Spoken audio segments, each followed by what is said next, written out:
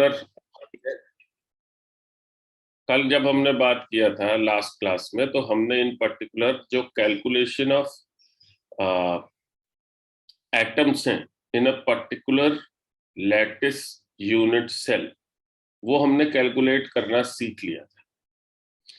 उसी पर बेस करके ये एक क्वेश्चन है, right. A compound formed by elements x and y and has a cubic structure in which x atoms are at the corner of the cube and y atoms at the face center। यानी एक चीज बहुत साफ है कि ये face centred cubic है, ये पहली चीज हो गई, ठीक है।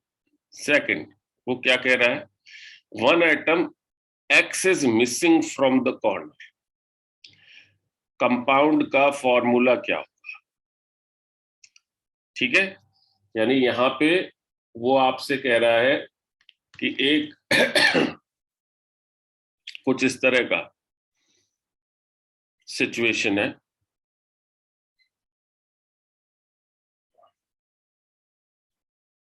अगर आप समझ पाए, सिंपल सा सिचुएशन है, ठीक है। इसके अंदर वो ये कह रहा है कि x और y एलिमेंट्स लगे हुए हैं। x तो यहां लगे हुए हैं, 1 2 3 4 5 6 7 और 8, और y जो है ये लगा हुआ है फेस पर। यहाँ 1, ये 2, इधर की साइड, आगे की साइड 3, ये 4, ये 5 और 6 पीछे की तरफ अकॉर्डिंगली। तो वो आपसे जो कह रहा है वो ये कह रहा है कि साहब ये जो एटम्स हैं इनके बेसिस पर आप कंपाउंड का फॉर्मूले का आइडिया दे सकते हैं क्या। उसने एक कंडीशन भी रख दी है, जैसे टोटल एक्स जो है वो 7 8 है, 8 में से एक एटम गायब हो गया, यानी 7 रहे, ठीक है। तो जब हम टोटल नंबर ऑफ एटम्स की कैलकुलेशन करते हैं तो एक्स कितने हो गए यूनिट सेल में, 1/8 इंटू 7, यानी 7/8, एक एटम कम हो गया। और y कितना हो गया, 1/2 इंटू 6, कितना हो गया, 3 एटम्स हो, ठीक है जी। यहां तक की बात क्लियर है। क्वेश्चन से साफ साफ दिखाई दे रहा है क्या सिचुएशन है। अब इसके हिसाब से जब हम देखते हैं तो हमें बहुत साफ वे में दिखाई पड़ता है कि x के जो एटम एक यूनिट सेल में है वो 7/8 है, और y के जो एटम है वो 3 है। तो अकॉर्डिंगली जब हम इसे कंप्लीट नंबर देने जाएंगे तो फार्मूला हमारे लिए क्या आएगा, कार्तिक बताओ फटाफट।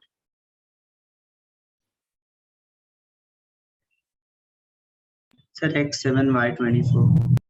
x7y24, ठीक है।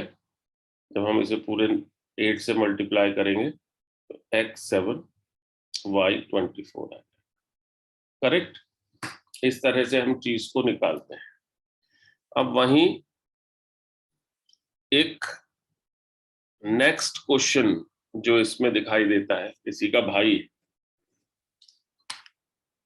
वो क्या है कि ऊपर वाली सैंपल प्रॉब्लम में अगर all the atoms are removed from one face of the cube containing atoms at the corners, ठीक है, find the formula of the compound.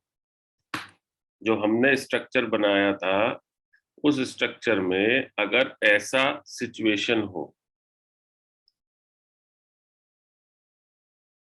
कि हमने एक फेस के सभी एटम्स हटा दिए, मैं सिर्फ एक फेस ले रहा हूं, देखिएगा, एक एटम यहां पे है फेस में, एक एटम यहां पे है, एक एटम यहां पर है और एक एटम यहां, राइट। ये तो एक फेस पर इसके 4 कॉर्नर्स पे जो एटम्स है वो है, और एक एटम बीचों बीच में, जो फेस सेंटर्ड क्यूब की बात है।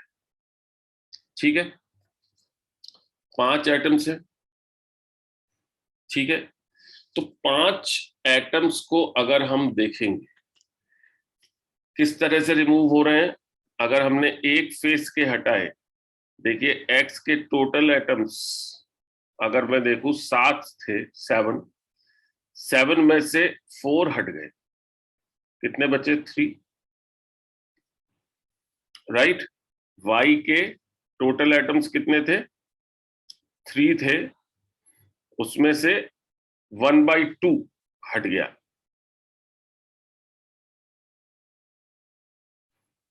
ठीक है, कितने बचे? 5/2, राइट। तो अब जो फॉर्मूला आएगा वो क्या आएगा? अगर हम वैसे बात करें तो इन टोटल, जैसे हमने 7 - 4 किया था उसी तरह से यहां पर करें, 6 फेसेस हैं, उसमें से एक फेस से एटम हट गया, 5 बची, तो 5/2 आ गया। ठीक उसी तरीके से 7 फेसेस हैं, 7 कॉर्नर्स हैं, जिसमें से 4 में से हट गया, तो 3 × 1/8, जो टोटल नंबर ऑफ एटम्स हो गए इसके 3/8। तो हमारे लिए क्या आ गया? x 3/8 और y 5/2। अब क्या फॉर्मूला होगा भाई? उसी के अकॉर्डिंग निकाल लेंगे। Yes sir, y20 x3 y20 x3 y20। Clear है? तो इस तरह के छोटे छोटे सिंपल सवाल आ सकते हैं, जहां की आपको इस इमेजिनेशन से काम करना होगा कि आपको ये पता होना चाहिए एग्जैक्टली कितने एटम्स कहां पर मौजूद है। ठीक है, अब हम चलते हैं सबसे इंपॉर्टेंट एस्पेक्ट जो सॉलिड स्टेट की होती है, that is packaging of crystals. Crystals के अंदर जो एटम्स हैं, उन एटम्स को हम स्फीयर की तरह से अगर कंसीडर करें, तो क्रिस्टल्स में जो पैकेजिंग है वो हम समझ सकते हैं 1D, 2D और 3D में। ये 1D सिंपल पैकेजिंग दिखाई दे रही है, राइट। यहां स्फीयर्स एक दूसरे से जुड़ के प्रेजेंट है, सिंपलेस्ट है, इसमें कोई किसी तरीके का प्रॉब्लम नहीं होता। दूसरा जो पैकेजिंग आता है ये 2D में आता है। 2D में 2 तरह की पैकेजिंग पॉसिबल है। ये जो आपको एक लाइन दिखाई दे रही है, अगर आप ध्यान से देखें तो स्फीयर्स की एक लाइन, ये बीच वाली मान लें, उसके ऊपर एक लाइन आपको दिखाई दे रही है और उसके नीचे आपको एक लाइन दिखाई दे रही है। ये जो स्फीयर्स हैं ये वर्टिकल अलाइनमेंट में भी हैं और हॉरिजॉन्टल अलाइनमेंट में भी हैं। जो स्फीयर्स हैं ये वर्टिकली एक दूसरे के ऊपर रखे गए हैं और हॉरिजॉन्टली भी एक दूसरे से टच कर रहे हैं। अब ध्यान दीजिएगा कि यहां बीच में ये जो स्पेस आ रहा है, इस स्पेस को भरा नहीं जा सकता है। ये जो स्पेस आपको दिखाई दे रहा है, ठीक है, इस स्पेस को कहते हैं हम वॉइड। इसको फिल नहीं किया जा सकता है किसी भी सूरत में जब हम इस तरह का अलाइनमेंट कर रहे हैं। तो जो सॉलिड्स हैं, अगर इनमें 2D अरेंजमेंट हम देखें तो 2D अरेंजमेंट में हमें दिखाई देता है जो स्फीयर्स हैं जब वर्टिकल और हॉरिजॉन्टल अलाइनमेंट में होते हैं तो उस समय जो पैकेजिंग बनती है उसको हम कहते हैं स्क्वायर क्लोज पैकेजिंग। क्यों कहते हैं? कि अगर आप बीच वाले स्फीयर को देखें, किसी भी बीच वाले स्फीयर को देखें, तो उससे 4 डिफरेंट स्फीयर्स उसके आसपास वाले टच कर रहे हैं। ठीक है, और सिंपलेस्ट वे में जो इस तरह का सराउंडिंग है या नेबर एटम्स हैं, इसको हम कोऑर्डिनेशन नंबर के नाम से जानते हैं। मींस जो बीच वाला स्फीयर है, इसका कोऑर्डिनेशन नंबर हमें क्या दिखाई दे रहा है? 4 दिखाई दे रहा है। इसको 4 एटम्स टच कर पा रहे हैं। ठीक है, हम स्फीयर ना बोल करके एटम बोलेंगे तो भी कोई फर्क नहीं पड़ रहा है। यहां पे आपको समझ में आना चाहिए कि it is called coordination number. ठीक है, तो क्योंकि एक स्क्वायर जैसा बन रहा है कोऑर्डिनेशन नंबर पे बेस करके, इसलिए इसको हम स्क्वायर क्लोज पैकिंग बोलते हैं। ठीक है, क्लियर है? Yes sir. दूसरी जो पैकेजिंग है that is called cubic close packing. ठीक, यहां पर आपको एक हेक्सागन दिखाई दे रहा है। वो हेक्सागन रियल सेंस में कोऑर्डिनेशन नंबर की तरह आ रहा है, यानी यहां 6:6 का कोऑर्डिनेशन है। ठीक है ना? 6:6 का कोऑर्डिनेशन, इसका सीधा सा मतलब होता है कि यहां वर्टिकल और हॉरिजॉन्टल अलाइनमेंट की अगर बात करें तो बेस्ट पॉसिबल वे में जो स्फीयर्स हैं इनको भरने की कोशिश की गई है। यहाँ पे भी कुछ स्पेस रह गया है, ये स्पेस वॉइड्स दिखाई दे रहे हैं यहां भी। ठीक है, लेकिन ये मोस्ट इफिशिएंट वॉइड्स है। अगर आप वहां के वॉइड्स देखते हैं, हम थोड़ा सा पीछे चलते हैं, अगर आप इन वॉइड्स को देखते हैं तो ये वॉइड्स आपको कैसे दिखाई दे रहे हैं? देखिए, ऐसा ऐसा ऐसे दिखाई दे रहे हैं आपको वॉइड्स।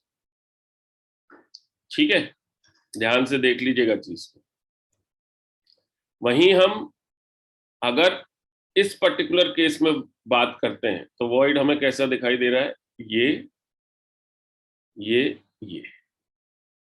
वहां का जो वॉइड था वो कुछ ऐसा था,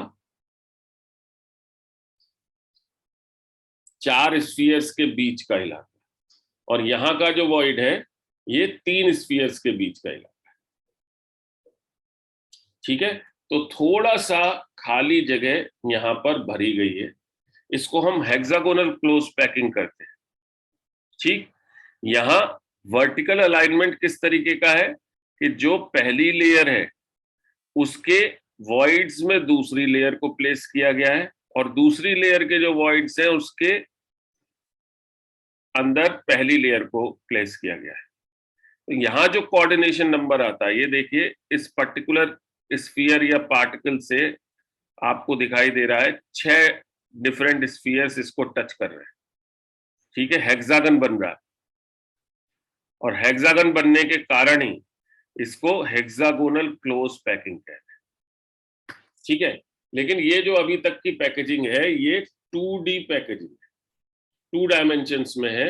अभी हमने मोटाई में इसको भरने की बात नहीं की है। अभी जो हमने बात की है दैट इज ओनली एक के ऊपर एक लेयर हम प्लेस कर रहे हैं, सिर्फ और सिर्फ इतनी सी बात की है। राइट, तो हम जब 3D में इस पैकेजिंग को देखते हैं, 1D वाली बिल्कुल क्लियर है, 2D वाली बिल्कुल क्लियर है, कंफ्यूजन नहीं है? No sir. चलिए, अब हमने एक 2D वाली ये हेक्सागोनल क्लोज पैकिंग ली है। ध्यान से देखिए, इसमें आपको दिखाई दे रहा है वॉइड्स एक्स और वाई लगे हुए हैं। स्फीयर्स को हमने एक्स नंबर दे रखा है, और एक्स और वाई तरह के वॉइड्स हैं, ये 2 तरह के वॉइड्स हैं। राइट, अब हम वॉइड्स के ऊपर एक तीसरी लेयर लगाते हैं। विजिबल है? हमने जो प्लेसमेंट किया है स्फीयर का मोटाई में, ये जो डॉटेड लाइन से आपको दिखाई दे रहा है, ये वॉइड्स के ऊपर हमने एक लेयर लगाई है जो बेस्ट पॉसिबल वे है। ठीक है, अब नए तरह के वॉइड्स यहां पे दिखाई दे रहे हैं जिनको ये एम नाम दिया हुआ है, एम और एल। ठीक है, पहले जो वॉइड्स थे ये देखिए, ये y x y x y x, और अब जो वॉइड्स हैं उनको नाम दिया L M,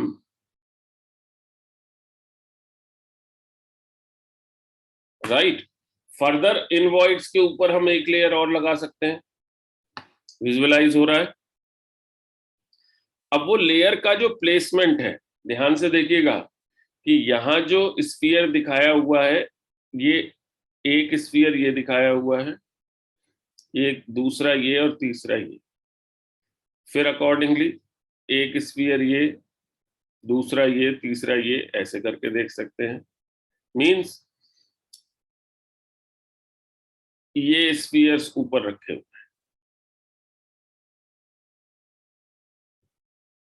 ठीक है ना, इस तरह से। तो इसी चीज का जो डिपिक्शन है अगर हम देखेंगे तो यहां आपको दिखाई देता है, ये ऊपर वाली लेयर है और ये नीचे वाली लेयर है। ये दोनों की दोनों लेयर्स अगर हम देखेंगे तो ये दोनों की दोनों लेयर्स सिमिलर है, और इनके बीच में मैंने आपको वहां जो ट्रायंगल दिखाया वो ट्रायंगल ये दिखाई दे रहा है, इनके बीच की लेयर ये दिखाई दे रही जहां की फिलिंग हुई, राइट। तो इसको हम हेक्सागोनल क्लोज पैकिंग कहते हैं इन 3D, राइट। 3D में ये जो हेक्सागोनल क्लोज पैकिंग है, इसको अगर हम देखेंगे तो यहां पर हम इसको नाम देते हैं ABA टाइप की पैकिंग, ठीक है, ABA टाइप की पैकिंग नाम देते हैं हम इसको। क्लियर है? Yes sir. ये समझ में आता है?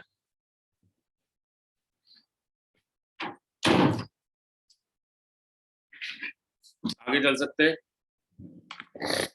हाँ सर।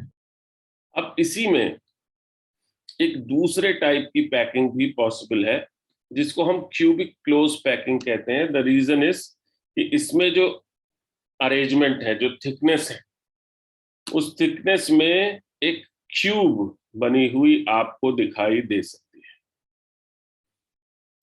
राइट। इस अरेंजमेंट को हम कहते हैं ABC ABC type of arrangement, ठीक है। अरेंजमेंट बहुत सिंपल है। उसी तरीके से ये फर्स्ट लेयर है जो वहां पर थी। अब इस फर्स्ट लेयर के नीचे जो ट्रायंगल्स बने हुए आपको दिखाई दे रहे थे, ये ट्रायंगल्स इस तरह से करके हैं। एक, मेरे अंगूठे को ध्यान से देखिएगा, एक ऐसा, तो दूसरा इसके अपोजिट ऐसा। एक में अंगूठा अंदर की तरफ है, दूसरे में अंगूठा बाहर की तरफ, राइट। मींस ये दो ट्रायंगल्स हैं, ये देखिए जो पॉसिबिलिटीज हो सकती हैं। ABC, इसमें C लेयर को देख लीजिए, B लेयर को देख लीजिए और A लेयर को देख लीजिए। ये सिंपल A लेयर है, इसके बाद ये B लेयर आया, फिर C लेयर आया, अब इसके बाद यहां पर फिर A लेयर आया। इस तरह की जो पैकेजिंग है that is called cubic close packaging. इसको हम क्यूबिक क्लोज पैकेजिंग कहते हैं, ठीक। द रीजन इज कि यहां पर ये क्यूब बना हुआ भी आपको दिखाई दे रहा होगा प्रॉपर वे में, ठीक है। अब इन पैकेजिंग में जो सबसे इंपॉर्टेंट चीज दिखाई दे रही है that is about the spaces, जिनको कि हम वॉइड्स कहते हैं। जो वॉइड्स होते हैं, इन वॉइड्स को जरा सा समझ लेते हैं। तीन तरह के वॉइड्स हमें दिखाई देते हैं। पहला, ट्राइएंगुलर वॉइड्स।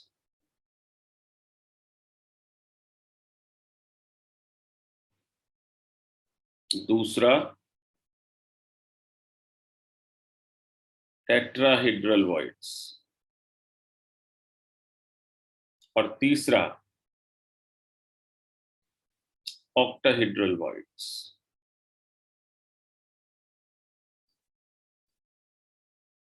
ठीक है, ये तीनों के तीनों वॉइड्स बहुत सिंपल है समझने में, दिखने में थोड़े से कॉम्प्लिकेटेड लगते हैं। देखिए मैं तीनों की स्ट्रक्चर आपको दिखा देता हूँ। ये ट्रायंगुलर है, ये ट्रायगोनल है, दूसरा टेट्राहेड्रल है, और ये तीसरा ऑक्टाहेड्रल वॉइड है। राइट, दिखने में स्ट्रक्चर्स बड़े कॉम्प्लिकेटेड लग रहे हैं, ठीक है, लेकिन अपनी इन तीन उंगलियों को इस तरीके से करेंगे अगर आप, इन तीन उंगलियों को जब आप इस तरह से करेंगे तो यहाँ जो बीच में स्पेस आपको दिखाई दे रहा है, ये जो स्पेस आपको दिखाई दे रहा है, अगर इस स्पेस को आप ध्यान से देखेंगे तो कैसा दिखाई दे रहा है?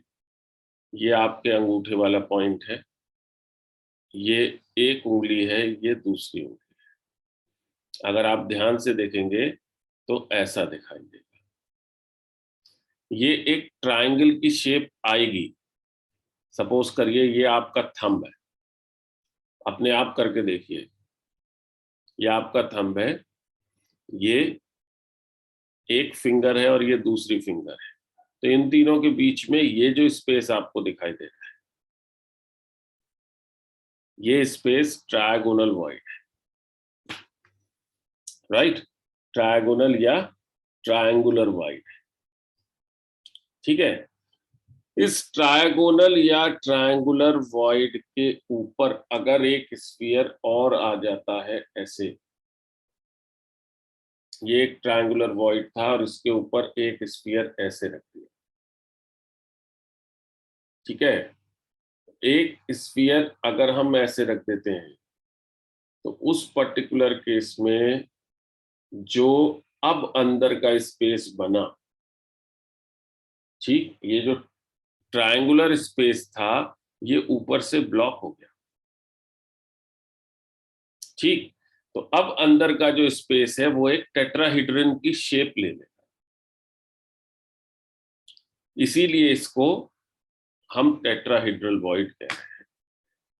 एक ट्रायंगल था, वो ऊपर से प्लग कर दिया गया विद ए स्फीयर, तो वहां जो बचा, अपने आप अपनी उंगली लगा करके देखेंगे तो आपको आइडिया हो जाएगा, तो वहां जो बचा अंदर का स्पेस वो इस तरह का था कि ट्रायंगल के ऊपर एक प्लग लग गया, तो उसने एक टेट्राहेड्रन की शेप ले लिया इंटरनली, और टेट्राहेड्रन की शेप अगर ले लिया तो उसको हम टेट्राहेड्रल वॉइड के नाम से जानते हैं। राइट, अब तीसरा केस है। तीसरा केस में क्या है कि एक ये ट्रायंगुलर वॉइड था, उसके ऊपर दूसरा एक ट्रायंगुलर वॉइड आपने रख दिया, फिर वही अंगूठे की पोजीशन देखिएगा, अंगूठे की पोजीशन एक दूसरे के अपोजिट है। एक ट्रायंगुलर वॉइड ये, एक ट्रायंगुलर वॉइड ये दो ट्रायंगुलर वॉइड्स हैं, इसमें एक को दूसरे के ऊपर जब रख दिया है तभी जो बना इंटरनल स्पेस, उसमें दो ट्रायंगल्स अपोजिट डायरेक्शन में एक दूसरे के ऊपर रखे हुए हैं, ठीक है। इसको हम अगर ध्यान से समझेंगे या विजुअलाइज करेंगे तो ये वास्तव में एक ऑक्टाहेड्रल वॉइड बनाएगा। इसमें स्टिल ये जो स्पेस आपको बीच का दिखाई दे रहा है ना, ये स्पेस स्टिल वॉइड की तरह से ही रहेगा, ये वाला स्पेस खत्म नहीं होगा, ये स्पेस यहाँ वॉइड की तरह से रहेगा। यहां तो हमने प्लग लगा दिया था, बट यहां पर प्लग नहीं लगा है, दैट मीन्स एक ट्रायंगल ऐसा है और दूसरा ट्रायंगल ऐसा है। इंटरनली 3D में जब हम इस स्पेस को देखेंगे तो ये स्पेस वास्तव में एक ऑक्टाहेड्रन को रिप्रेजेंट करे। This will represent N octahedron, इसीलिए हमने इसको बोला ऑक्टाहेड्रल वॉइड। तो बेसिकली 3 तरह के वॉइड्स आ गए। पहला ट्रायंगल, इस तरह का वॉइड, अगर हम इसको प्रॉपर वे में समझ पाते हैं तो ऐसा सा वॉइड है। दूसरा, इसके ऊपर ही एक प्लग लगा दिया गया है, दैट इज टेट्राहेड्रल वॉइड। और तीसरा, ऑक्टोहेड्रन की शेप में आ गया है internally, that is octahedral voids. तो 3 तरह के वॉइड्स सॉलिड में प्रेजेंट होते हैं, और ये तीनों तरह के जो वॉइड्स हैं ये आपके लिए इंपॉर्टेंट है क्वेश्चंस करने के लिए। ठीक है, 2 चीजें यहां पे देखते हैं कि वॉइड्स का साइज और इनका नंबर क्रिस्टल्स में किस तरह से वेरी करता है। ठीक है, वॉइड्स के जब हम साइज की बात करते हैं, मैंने आपको बोला तीनों तरह का जो वॉइड है उसको हम देख सकते हैं। पहला ट्रायगोनल वॉइड, ये सबसे छोटा है, ठीक है, स्ट्रक्चर वाइज। दूसरा टेट्राहेड्रल, एंड देन ऑक्टाहेड्रल। तीनों तरह का जो वॉइड है उसमें ऑक्टाहेड्रल सबसे बड़ा होगा, यानी सबसे ज्यादा वॉल्यूम ये कवर अप करेगा। टेट्राहेड्रल उससे कम, और सबसे कम ट्रायगोनल वॉइड। अगर हम स्फीयर का साइज 1 मान लें, तो स्फीयर के साइज के कंपैरिजन में जो ट्रायगोनल वॉइड है, ये ट्रायगोनल वॉइड 0.115 टाइम्स ग्रेटर है with the size of sphere. Sphere के साइज से 0.11 टाइम्स ग्रेटर साइज में है, राइट। जब हम टेट्राहेड्रल वॉइड की बात करते हैं तो स्फीयर के कंपैरिजन में ये 0.2247 टाइम्स बड़ा है, राइट।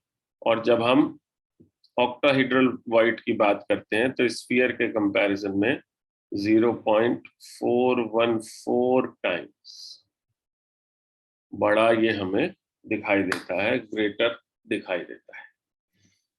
ठीक तो है ये जी, बात हम वॉल्यूम के टर्म्स में कर रहे हैं। Exactly exactly.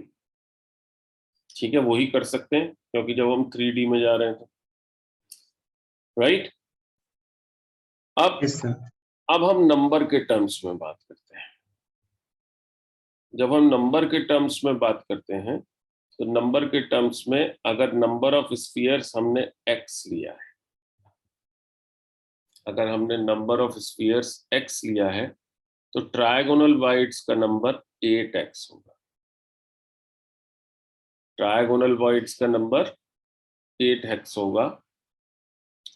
टेट्राहेड्रल वॉइड्स का नंबर 2x होगा, ठीक है। और ऑक्टाहेड्रल वॉइड्स का नंबर x होगा, अगर नंबर ऑफ स्फीयर्स x है तो। यानी किसी भी सॉलिड में देखते हैं तो हमें क्या दिखाई पड़ता है, जितने नंबर ऑफ स्फीयर्स उतने ही ऑक्टाहेड्रल वॉइड्स।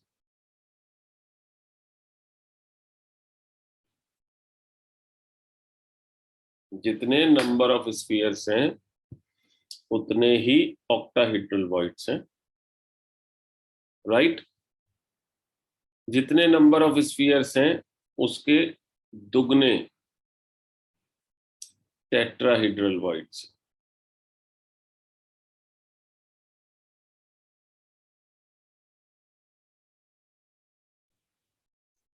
राइट। और तीसरा केस, जितने नंबर ऑफ स्फीयर्स हैं उसके 8 टाइम्स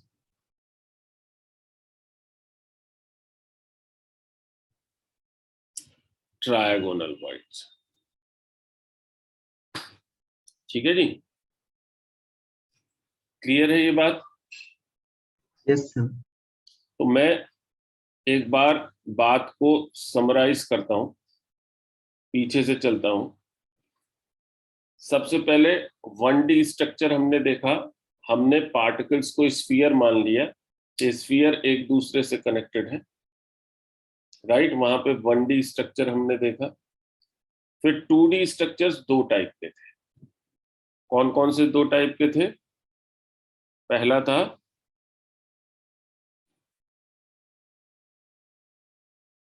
स्क्वायर क्लोज पैकिंग, और दूसरा था हेक्सागोनल क्लोज पैकिंग।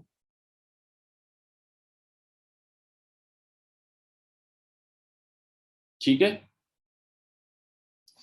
यहां पर हमने एक कंसेप्ट और जाना, that is about the coordination number. Solids के अंदर ये coordination number important role play करेगा। जब हम सॉलिड्स के स्ट्रक्चर्स को देखते हैं और चीजों को समझते हैं तो वहां पर coordination number important role play करता है।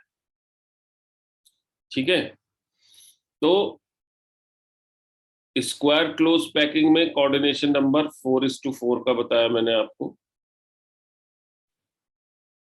ठीक है, वहां पर एक स्फीयर को टच करने वाले 4 स्फीयर्स थे, एक इधर से, एक इधर से, एक इधर से और एक इधर से।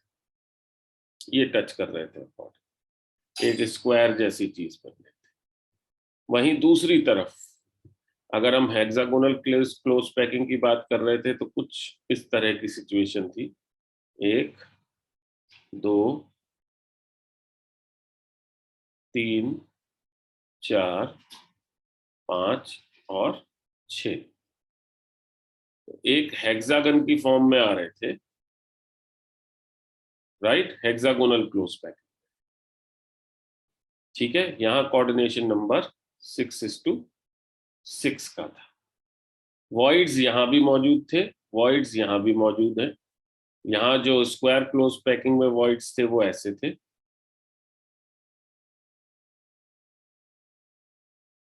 और जो हेक्सागोनल क्लोज पैकिंग में वॉइड्स थे वो ऐसे थे,